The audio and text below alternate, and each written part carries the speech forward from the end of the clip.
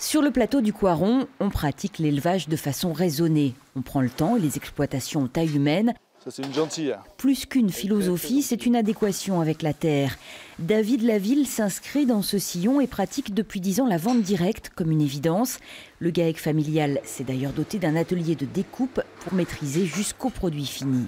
En grande surface, on trouve un peu tous les produits, on ne sait pas trop d'où ils proviennent. Voilà. Le but du jeu, nous, c'était de démarcher localement déjà, que ce soit dans un endroit assez restreint, donc là c'est sur le canton.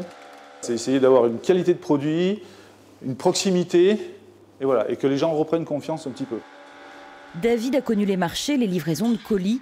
Aujourd'hui, il fait partie des membres fondateurs du magasin La Chèvre et le Chou, qui a ouvert ses portes avant l'été. L'avantage pour les producteurs, c'est qu'ils sont effectivement en lien direct avec les acheteurs, tout en se relayant, ce qui dégage du temps pour la ferme. C'est un investissement d'ouvrir un tel lieu, mais tout le monde s'y retrouve déjà. Il y a des belles énergies et tout est fait, la chambre nous aide, voilà, les banques, même les banques nous aident. Donc, et puis les clients sont extraordinaires. On est étonnés voilà, de l'engouement que ça a suscité.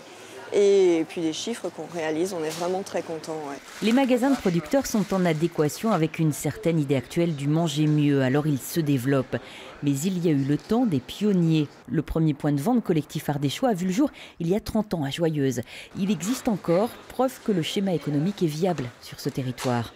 Nous, nos petites exploitations, quand il s'agit de vendre en gros, on n'a pas forcément la capacité de produire en très grosse quantité. Bon, moi je suis apiculteur, c'est le cas pour l'apiculture. Pour s'en sortir en vendant en gros, il faut avoir 600, 800 ruches, il faut avoir beaucoup de ruches. Voilà. Si on accepte de travailler en collectif et le regard des autres, c'est plutôt très positif. Ici, les générations se sont mêlées au fil du temps et ça enrichit aussi. Dans la chanson de Ferrat, il quitte un pays pour s'en aller ailleurs.